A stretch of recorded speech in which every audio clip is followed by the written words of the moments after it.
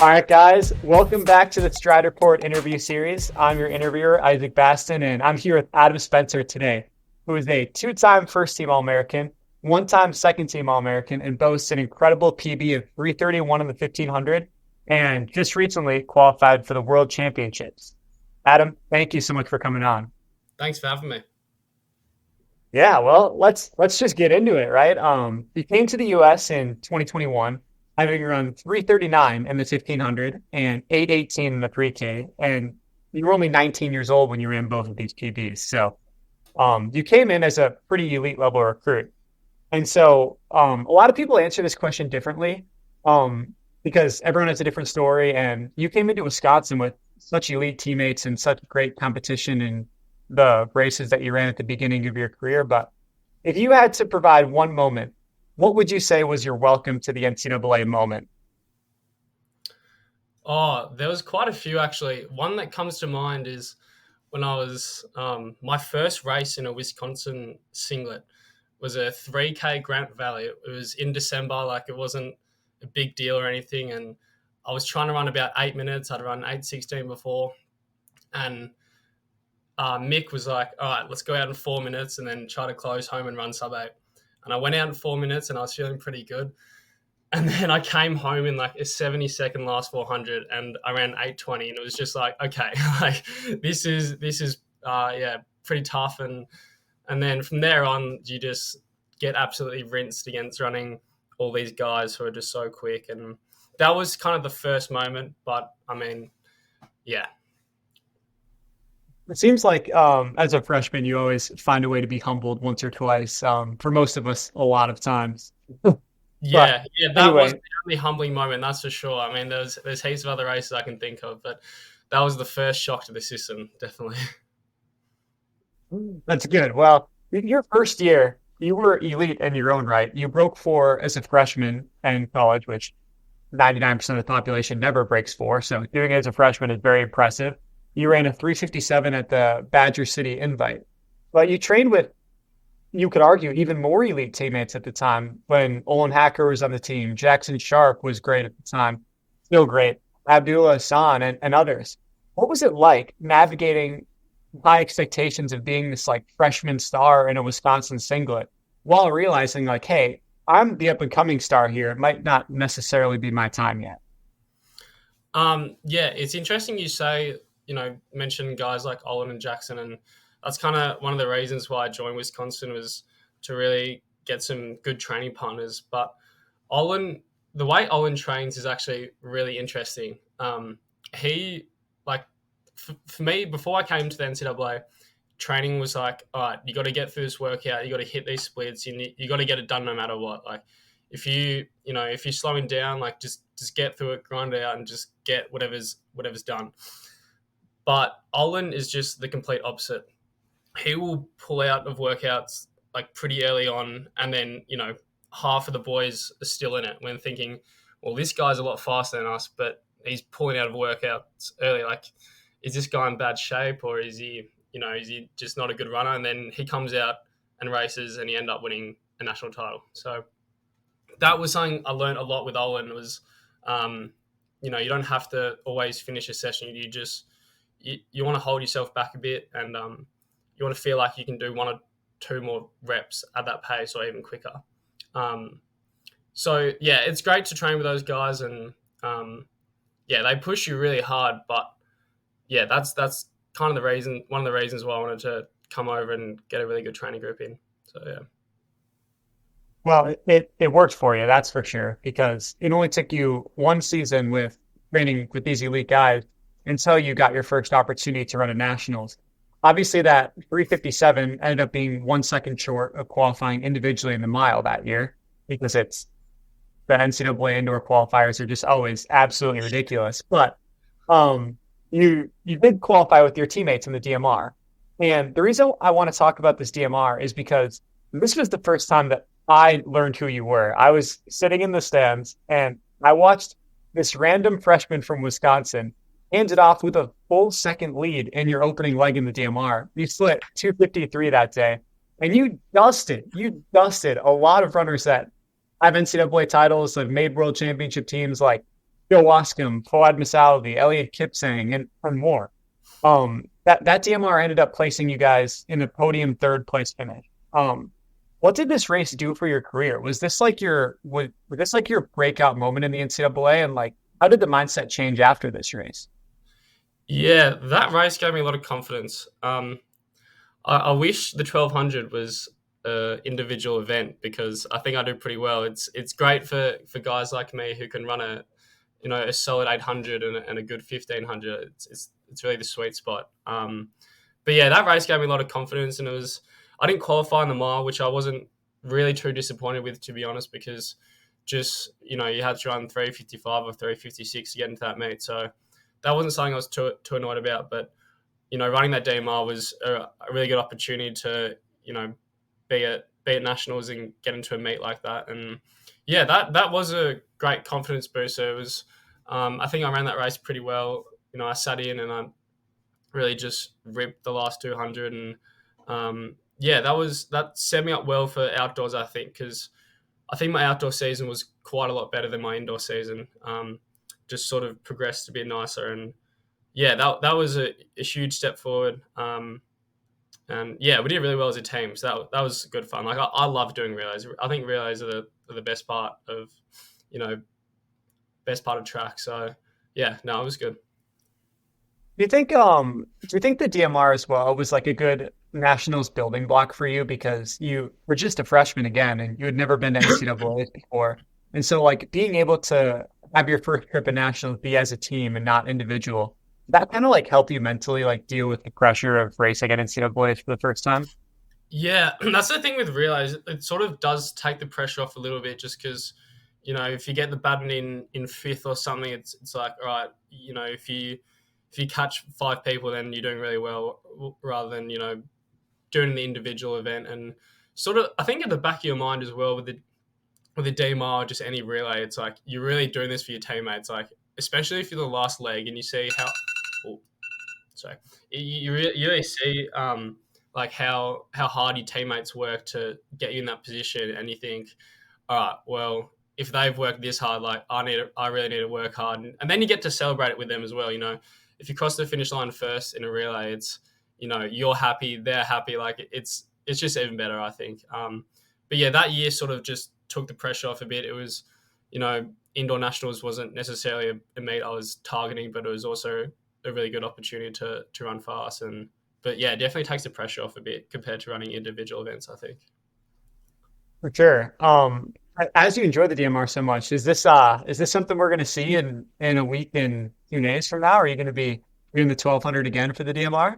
Not too sure yet. I think it really depends on how the prelim goes. Like last year, I was tossing up whether to do both, and I got absolutely rocked last year. I don't know if I just had a bad day, if it was the attitude, but I ended up coming in dead last. And Mick came up to me after the race and he was like, "No, you're not running the DMI. Like we're going to put in Bob," and it worked out really well because Bob had a smashing leg. Like he killed it. He split 4 minutes or something at altitude, which is crazy, and they got third. So yeah, we'll sort of see how the prelims go and see how I feel off that. But yeah, definitely the mile is. I've entered the mile, so that's the main goal. And yeah, we'll sort of take it from there. And it depends on how Abdullahi goes in the 800.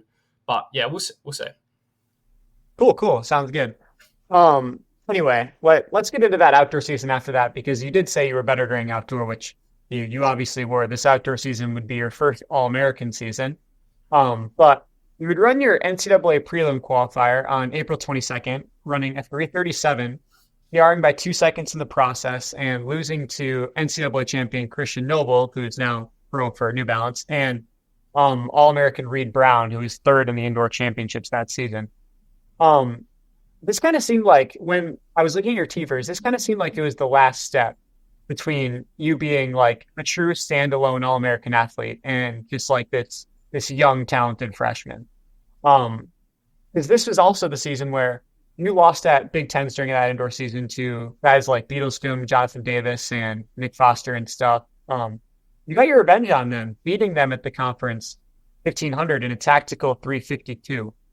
What would you say if I had to ask, what would you say the differences were between what you knew early on and what you learned over your time racing at those high end meets like the Big Ten Conference and then nationals and stuff? And then like, how did you apply that to make yourself a better runner? Yeah, I think there are a few things. I think one of the things is just, yeah, we have a bit of a bigger focus in outdoors. Training in the Midwest is pretty hard. It gets pretty cold up here in Madison. And yeah, we sort of target training around focusing on outdoors. But there were definitely some things I learned. One of the main things is being in the NCAA, you race so often, and I think the important thing is, in your head, you want to keep training up. You want to make sure you're getting good workouts in between races and you're keeping up good mileage. But also, one of the biggest things I learned was that you don't have to. You really got to listen to your body after races, especially coming off a tough race. If you're running a PB, you've run as hard as you ever have before, and you know, we typically work out on a Tuesday, but say I've come off a race on a Saturday and I'm not feeling too great on a Tuesday, it's really okay to push back and to the workout to Wednesday or even Thursday. So that was just one of the things was, learning how to recover after those big races, because they are quite taxing. Like they do take a toll on your body. And yeah, so you really learn from that. And also just sort of, Big Tens is always tactical. It's rarely quick. So it's always like a slow race, and then someone will take it from 600 out or 400 out, or sometimes just even 300 out. So I think that was another thing I learned, was just being in those tactical races sort of taught me how to race a bit better. And that's the thing, like as you get older and as you do more races, you're just going to, improve tactically, and, your race smarts are going to improve as well. So yeah, a couple of things that I think sort of led to some better performances in the spring. It's a great answer. And in the beginning of what you said, you talked about the high volume racing. And I think that's a great it's word association for what the NCAA really is, and especially outdoor nationals with regionals being the round system. And for those who don't know, there are three prelims at regionals before you finally get to the national final. Um, and so as someone that was about to experience this round system for the first time, especially being in the west side of the prelim, which is generally speaking in the mile, a little bit more challenging than the east. Um, how did you handle the energy management that went with those prelim rounds? And then like how do your coach and the other guys in the locker room that have experienced it, like how did they prep you for it? Um, yeah, it's a tricky one because it's not really like anything before. If you want to make an NCAA final, you've got to you got to get a regional qualifier. You got to get through two rounds of regionals, and then get through the semi. So it's 4 races before the actual final. You've got to do to make it. And yeah, and those rounds, like as you know, those rounds aren't easy. Those regional quarterfinals and those semifinals at nationals are not easy. But it is interesting because especially my first year, it was just seeing how many rounds I could get through. Like the ultimate goal was to make the final, but you know, to get to the final, you've got to do really well in the first round and also in the quarterfinals. So yeah, it was a lot. What I learned throughout that season, racing at Big Tens like those, you got the rounds, like you got your heat, and then you got to recover, and then you got your final, and that I learned a lot from that. And in the past, I have done rounds before, like I've done championship meets where you got a first round and then a second round, but obviously in the NCAA, the level really increases and the rounds take a bit more of a toll on your body. But in training, there was really nothing specific that we were doing. It was just trying to get stronger and making sure after the race, I was cooling down properly. I was getting food in as soon as possible, and then the day after, doing a quick shakeout and just resting the body as much as possible. But yeah, nothing specific in terms of prepping for it, just normal training. And I think as you get stronger, you just get better at going through the rounds. Yeah, I think so too. I think I've always felt better round after round, year after year that I've done it as well. Anyway, you would do really well as a freshman. You would make that final, like you said your goal was, and you placed eighth in the final, beating some good runners like Isaac Basten and yeah. And so was eighth the result you're happy with, or were like you kind of expecting more, or like take me through like your postseason emotions after that?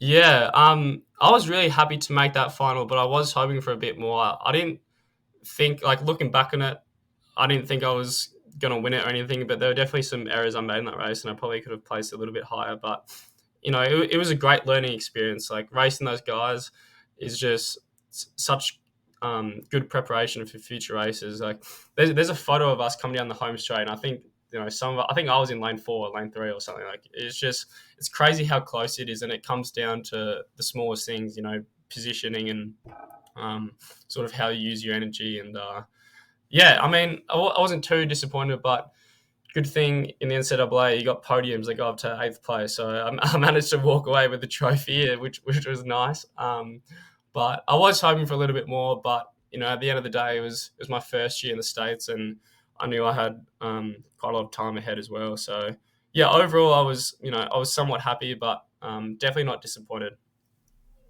That like perfect middle ground where you're kind of happy, but like just enough to get you motivated for the next season.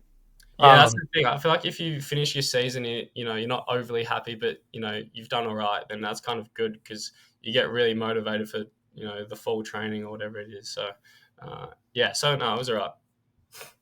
let's talk a little bit about the fall trading. I don't want to spend too much time on this because you're obviously not a cross country guy. You never really have been. But you raced one cross country race, which was nationals, and that's like a really weird thing to think about because most people race the entire cross country season and don't make nationals. You only race at nationals. What's it like having cross country nationals be the second race of your cross country career and the first of the year on a team that had like pretty high expectations? Like you guys were one of the top ranked teams in the country, and then like did that decision even happen in the first place? Is that something your coach knew was going to happen, or is Wait, it are you like, talking about this year or last year? last year you didn't run a single cross country race all year, and then you raced at cross country nationals. Oh no, I did a race before. I did a couple actually. I raced at Loyola, and then I raced at Big Tens, and then I didn't do regionals. I did 3 races that year. Did you really? Oh, that's my bad. Completely. I looked at your teepers and I couldn't find anything, but Yeah, that's I don't know. Maybe that doesn't my show up bad. in the TVs, but I did. Yeah, nationals wasn't my first race. But I mean, I'd only done 2 races before that, and yeah, NCAA cross. There's nothing that can prepare you for that. Like you can watch the race and you know how it's going to pan out. Like first K in the 2:30s, but being in that race there's nothing that compares to it, and nothing can sort of prepare you for it when you're young. The only way to get better, I think, is actually racing that race. But yeah, it's insane. Like 250 guys on the start line, and it's just an absolute sprint. Everyone was telling me, "Oh, the first 100 is really quick. Like everyone's going to sprint," and I'm like, "Okay, it's cross country runner sprinting. Like it's not going to be that fast." And then the gun went off, and then my teammates and everyone else around me like just bolted it. And if you watch the video of back in Oklahoma State, like you get like the bird's eye view, and I'm in dead last at the start. But yeah, it was crazy. It was a great experience, and yeah, didn't have my best day in Oklahoma, but yeah, it was a great experience, that's for sure. Humbling experience. That was probably another humbling thing in the NCAA that, yeah. I think this is really funny because we actually finished 1 second apart in this race. You were 188th place, and I was 192nd. Yeah, And I remember you sprinting ahead of me in the home straight, and I was like, "Oh man." yeah, we're fighting for probably what 200th place right there. Yeah, it's funny because I mean, throughout the race, yeah, I saw you, I saw Joe Wascombe, and it's like, all right, all the milers at the back, like this is what you'd expect. So yeah, it was kind of comforting knowing that you and Joe were there because uh yeah, I don't know, it's just if you see new guys at the front of the cross country race, it would be a bit scary, but yeah, Well, that's good. We're all in the back together, but yeah, I think that's enough time spent on cross country. But going into your next indoor season, where I'm sure at this point the title's got to be on your mind because you just finished eighth, and guys like Mario left, and it's kind of all about beating guys like me and us and the Washington boys at this point. But you ran like a contender right away, racing a 355, and then backing up your Big Ten title once again, setting you up pretty well going into nationals. So then this was last indoor season. This was probably the first big setback, I would say, in your career, where you didn't make the final. And I kind of want to talk about dealing with adversity here because everyone deals with it in their career. And so, a question for you is like, how do you deal with adversity, like not making a final like this, and then like, how do you turn like that initial panic into fuel and like let that make you even stronger come outdoor season? Yeah, that race was very humbling. Yeah, I was hoping to, be contender for the win or top three at that meet, and I didn't even make it to the final. So, and I wasn't even close. So, yeah, that was a tough one. But I was speaking to my coach, and there are a few things that went wrong. It's kind of hard to pinpoint it. I was feeling good going into it, and training was going well, and I'd been racing well. So it was kind of hard to pinpoint exactly, but my coach talks about how maybe it could have been the altitude. He thinks I did a workout on the Tuesday in Albuquerque, and he thinks I look terrible. But I mean, it's kind of hard to know. But I was feeling good until it got hard, and then it felt really hard, which is what altitude is, I guess. But yeah, I didn't really read into it too much, just because everything else had been going really well, and the first outdoor meet, that was kind of, I was a bit nervous for that because you just sort of don't really know where you're at after indoor season, especially coming off a bad race. You just not really too sure where you're at. But I think I'd paced a 1500 and it felt pretty good. And then I raced an 800 and ran about 148. So I knew I was in good shape, and that sort of was nice to know in the back of my mind that not making the final and running really bad at nationals, national indoors, was a bit of an outlier. And then, I was just really fueled to go and do well at outdoors. And I think it really motivated me. I wasn't too worried about it. Mick came up to me after the race and he's like, "You're not running the DMR." I was like, "Oh, please, come on, let me run it. Like, let me do the 1200 or something." And he's like, "Nah, you're not doing it." I mean, it was a blessing in disguise, I think, because the boys end up getting third and doing really well. But it was a tough race and I learned a lot from it. But in the end, I think it wasn't such a bad thing. And there's plenty of other opportunities to do well. So, yeah. Exactly. Just keeping that short term memory almost and just kind of forgetting about it and knowing that it truly was the outlier is Yeah. something that's kind of important. But Yeah. anyway, you moved into outdoor, and like you said, you did turn things around pretty quickly. You cleared the regional rounds, the breeze, ran the qualifier at Brian Clay where you'd run, was it 336 or 337? I don't remember, Yeah. but 337 at Brian Clay. Yeah.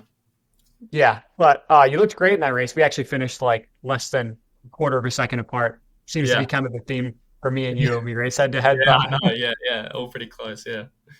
but you would go to the national final and you would place third in that final. Once again, about a quarter second ahead of me. Losing to the annoying Washington duo. That's what I like to refer them to because I've experienced losing to them quite a bit as well. Yeah. Um, I want to kind of ask you about this. Like, what's it like racing three guys that all have this one goal in mind? Like, do you find it more challenging to like move up and past these guys when they're all kind of working together? Or like, how do you prepare to race a team of three that are all really solid versus like if you were preparing to race like me or like just an Aussie like head to head? Yeah. It is interesting. I think I respect those guys a lot, and they're great runners, and all the titles they've won, they've earned them.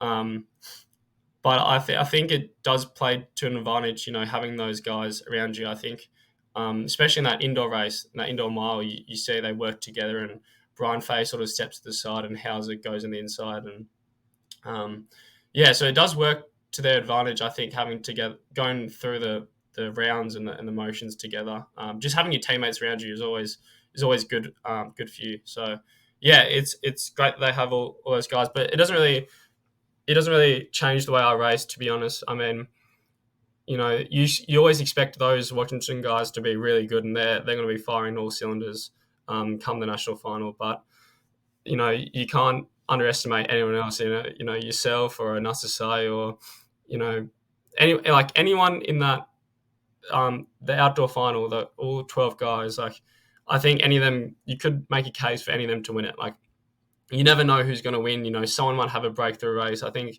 you've really got to prepare for all guys to be at their best. And I mean, some guys have, better strength than others. Like yourself, you got a great kick, and then you got other guys like an Asasai who's really good at running fast. He's run 350 and 351. He's great. He's a great time trialer and great racer. So yeah, I think it doesn't really change the way I race, but yeah, you just got to think that everyone's going to be at their best, and yeah. Like last question involving like tactics here when you're going head to head against people. But like you said, like guys like me, like I have a great kick, and then guys like an Asasai, like great front runners, really strong guys. So, like when you're in a final, and for example, like let's say you see an Asasai like making a move on the outside, are you thinking like, okay, I got to have the strength to cover this move because I know he's going to go? And then like if you also see like a guy like me in second, are you thinking like, okay, I might need to get a lead on this guy in the last lap because he's got a great kick? Or is that like, do those like split second decisions depending on who the guy is? Does that like impact anything you do during the race? Or are you kind of just like, all right, I'm just going to do what I'm going to do this race and I'm not going to worry about anybody else? Um, yeah, it's a good question. I think at that level, you sort of just expect everyone to be really good. Sometimes, in a race where it's not as competitive, there's sort of, I think there's a few more guys to look out for.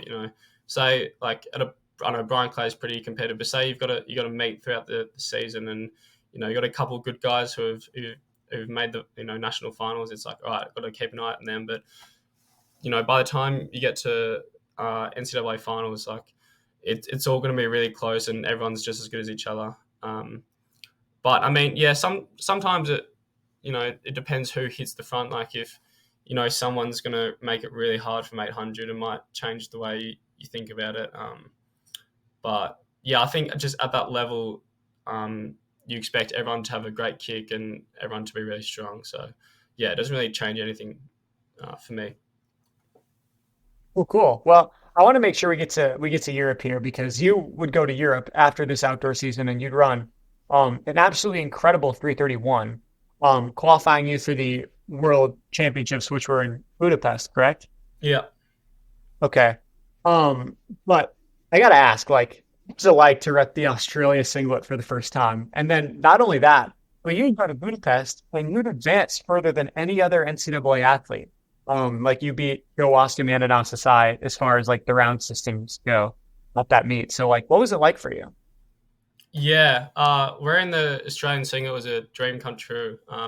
It all happened really fast. In the back of my mind, I was thinking, maybe I have a chance at running at Worlds, but it sort of didn't really come to reality until middle or late of July. So yeah, and it all happened really fast, and it was an awesome experience. I mean, sort of the goal going into Europe was just get a bit of experience, try to run fast, but NCAA outdoors was the main focus, to be honest.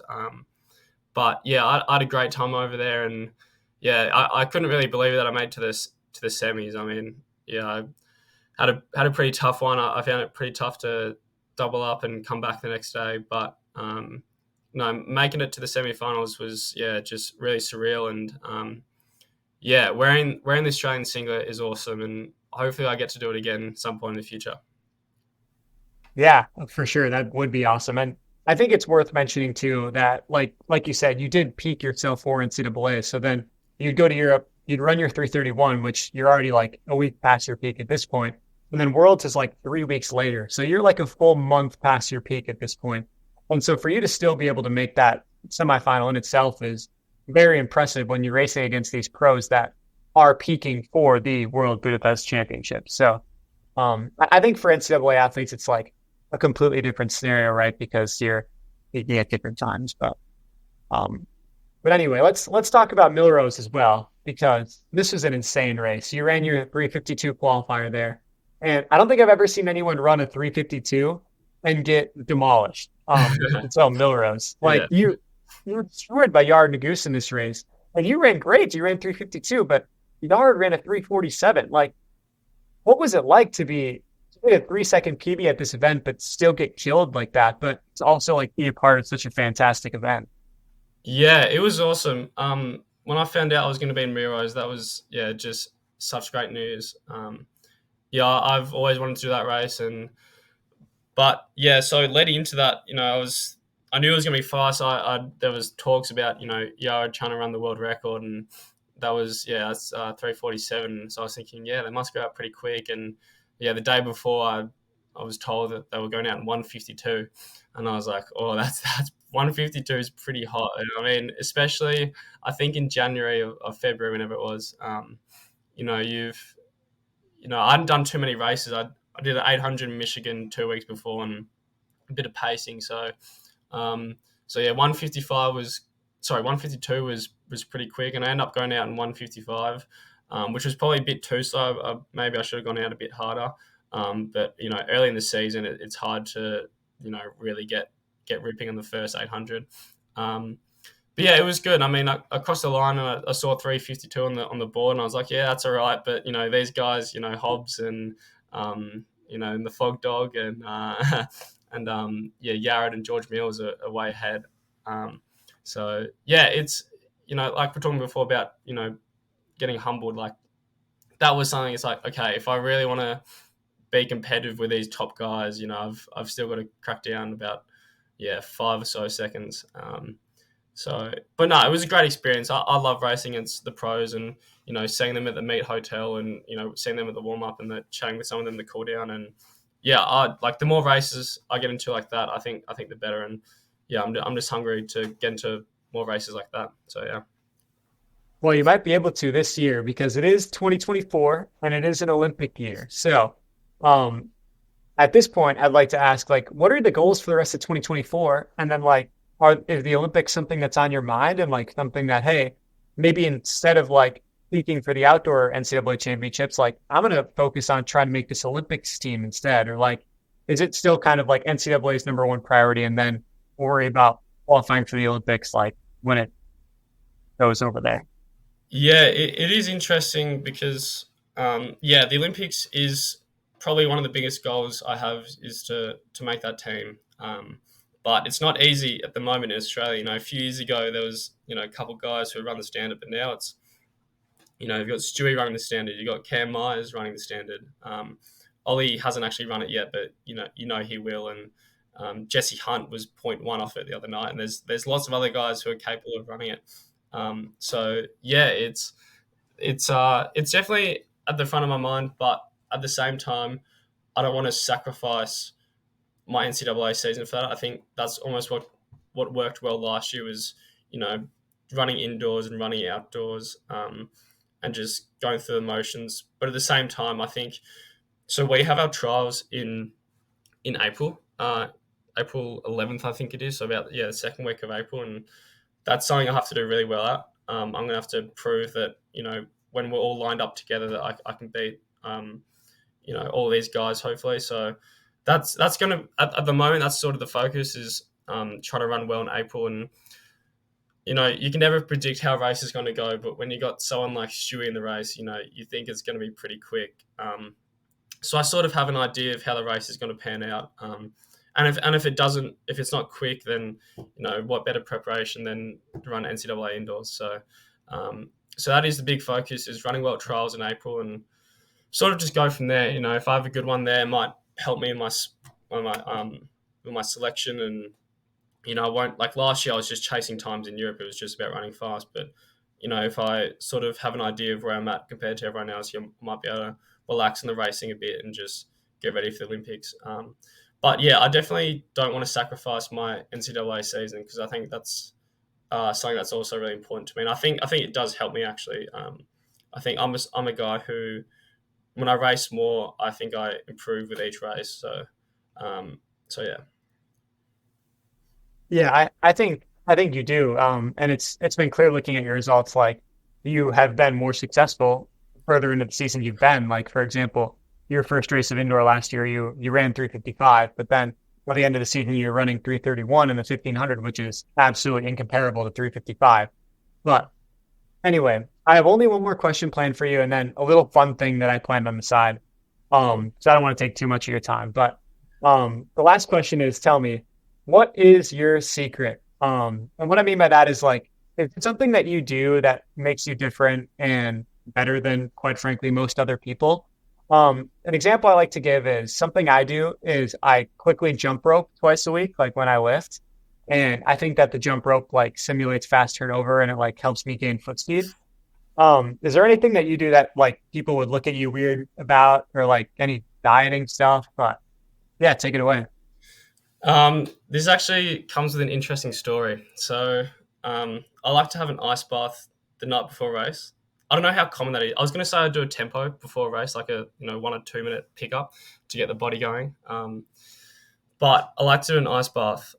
And I actually, when I was in London for the Diamond League, I actually used Sha'Carri Richardson's ice bath. I met her in the elevator and we got chatting, and I ended up going into her room and using an ice bath, which was just so surreal. But yeah, an ice bath the night before a race, I think, really helps. Oh, cool. That's an awesome answer. That's crazy that you Richardson's ice bath. Yeah, I know. Like I was It's so random. I got the call up the night before, and then all of a sudden I was in a Diamond League hotel and in Sha'Carri's hotel room using an ice bath. Like it was crazy. Representing different countries as well. That's awesome. That's an awesome story. Anyway, I have something special planned for you. Are you aware of the heats yet for this indoor meet? No, I'm not.